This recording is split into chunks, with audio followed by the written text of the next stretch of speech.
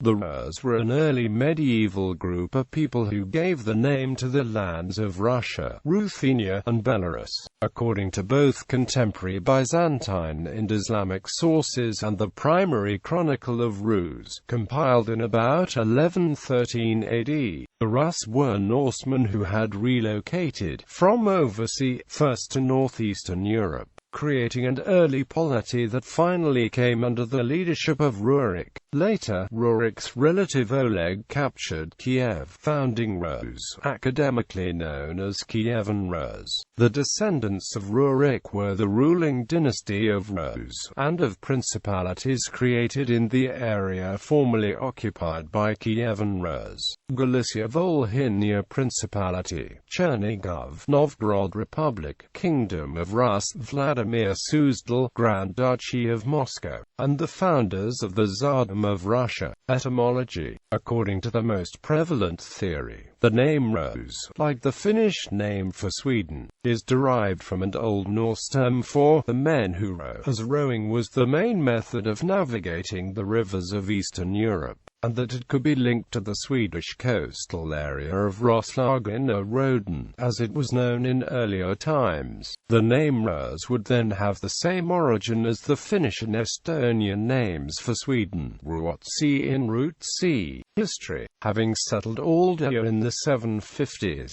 Scandinavian colonists played an important role in the early ethnogenesis of the Rus people and in the formation of the Rus Khaganate. The Varangians are first mentioned by the Primary Chronicle as having exacted tribute from the Slavic and Finnic tribes in 859. It was the time of rapid expansion of the Vikings in northern Europe. England began to pay Danegeld in 859, and the Curonians of Graben faced an invasion by the Swedes at about the same date. Due largely to geographic considerations, it is often argued that most of the Varangians who traveled and settled in the lands of Eastern Baltic, modern Russian Federation and lands to the south came from the area of modern Sweden. The Varangians left a number of rune stones in the native Sweden that tell of their journeys to what is today Russia, Ukraine, Greece, and Belarus. Most of these rune stones can be seen today, and are a telling piece of historical evidence. The Varangian runestones tell of many notable Varangian expeditions, and even account for the fates of individual warriors and travelers. The Norsemen allegedly had some enduring influence in Rus, as testified by loanwords such as Yabeda, complaining person, Sko, cattle, and Naud. Moreover, three Nordic names of the first Varangian rulers also became popular among the later Rurikids and then among the East Slavic people in general: Oleg, Olga, and Igor. Academic study. Normanism. The Western account of the Norsemen was introduced to Russians by the German historian Gerhard Friedrich Müller, who was invited to work in the Russian Academy of Sciences in 1748.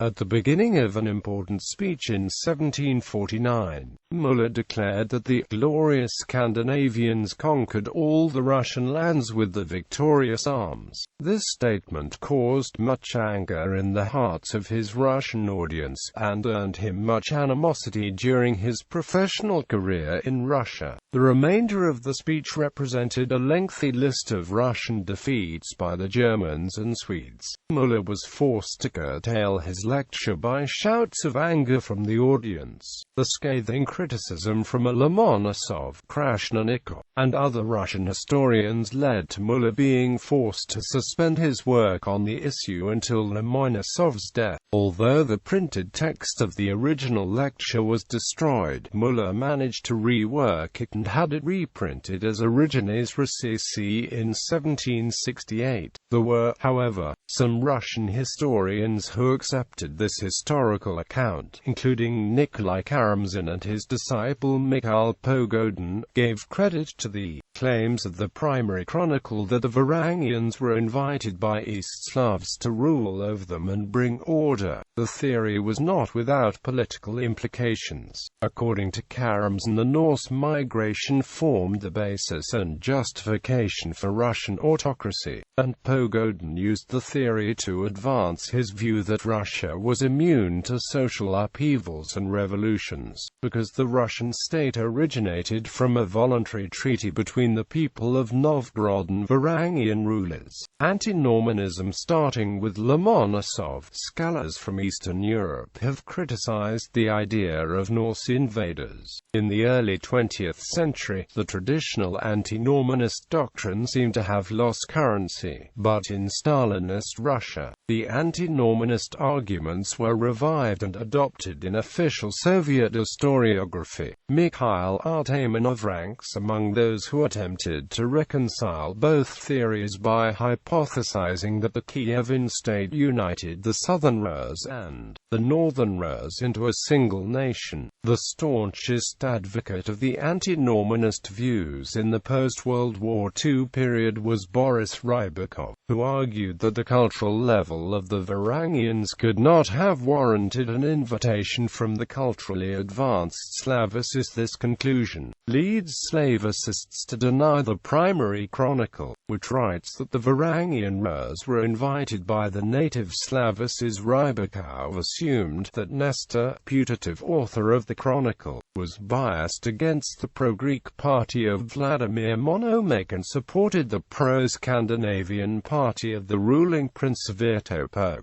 He cites Nestor as a pro-Scandinavian manipulator and compares his account of Rurik's invitation with numerous similar stories found in folklore around the world. There have been quite a few alternative, non-Normanist origins for the word Rus, although none was endorsed in the Western academic mainstream. Three early emperors of the Eurasian Empire at Caucasus from 8th to 6th century BC had the names Rusa I, Rusa II and Rusa III documented in cuneiform monuments. The medieval Ukrainian and Polish legend of three brothers, one named Rus, had also its predecessor in very similar legend from ancient Armenians with almost the same classical name. Furthermore, Kiev was founded centuries before the Rus' rule.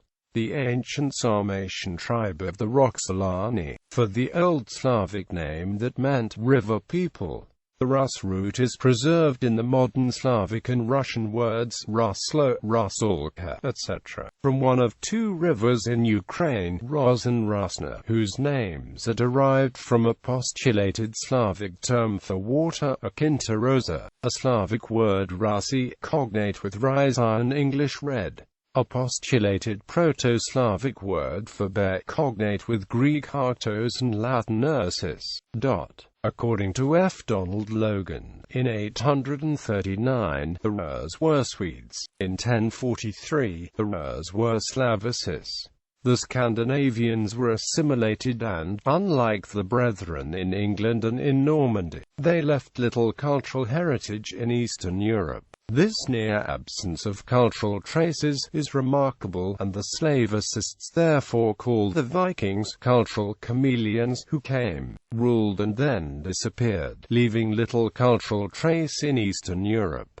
Beyond the Normanist, anti-Normanist debate, scholars such as Omeljan Pritzik and Horace G. Lunt offer explanations that go beyond simplistic attempts to attribute ethnicity on prima facie interpretation of literary, philological, and archaeological evidence. They view the Rus as disparate, and often mutually antagonistic, clans of charismatic warriors and traders who formed wide-ranging networks across the North and Baltic seas. They were a multi-ethnic, multilingual and non-territorial community of sea nomads and trading settlements that contained numerous Norsemen, but equally Slavs, Balts, and Finns. Whilst all the names appear to have been originally Scandinavian, this might reflect the sacred position held by the island of Uppsala. Evidence provided by the Primary Chronicle, written some 3 centuries later, cannot be taken as an accurate ethnographic account, as tales of migration from distant lands were common literary topoi used by rulers to legitimize the contemporary rule, whilst at the same time differentiating themselves from their Baltic and Slavic subject tribes. Tolichko argues, the story of the royal clan's journey is a device with its own function within the narrative of the chronicle.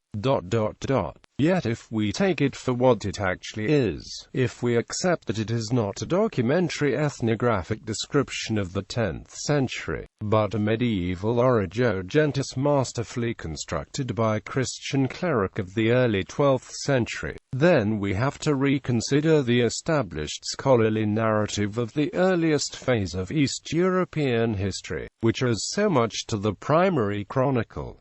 Numerous artifacts of Scandinavian affinity have been found in northern Russia. However, exchange between the north and southern shores of the Baltic had occurred since the Iron Age. Northern Russia and adjacent Finnic lands had become a profitable meeting ground for peoples of diverse origins, especially for the trade of furs, and attracted by the presence of Oriental silver from the mid-8th century AD. There is an undeniable presence of goods and people of Scandinavian origin. However, the predominant people remained the local hunter-gatherers. The increasing volume of trade and internal competition necessitated higher forms of organization. The Rus appeared to emulate aspects of Khazar political organization, hence the appearance of a Rus Charganus in the Carolingian court in 839. Legitimization was sought by way of adopting a Christian and linguistically Slavic high culture that became the Kievan Rus. The burials attributed to the Kievan Rus have only a superficial resemblance to supposed Scandinavian prototypes, only the grave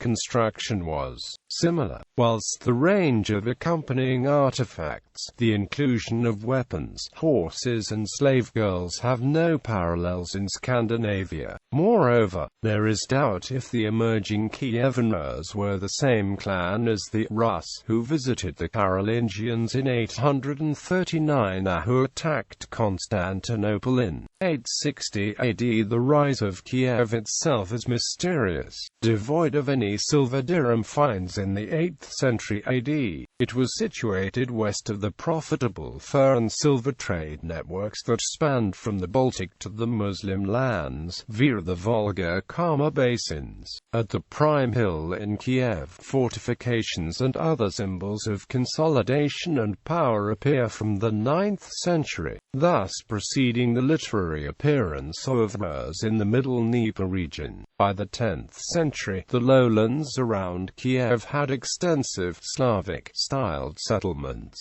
and there is evidence of growing trade with the Byzantine lands. This might have attracted Rus movements and a shift in power from the north to Kiev. Thus, Kiev does not appear to have evolved from the infrastructure of the Scandinavian trade networks, but rather it forcibly took over them, as evidenced by the destruction of numerous earlier trade settlements in the north, including the famous Stara Ladoga.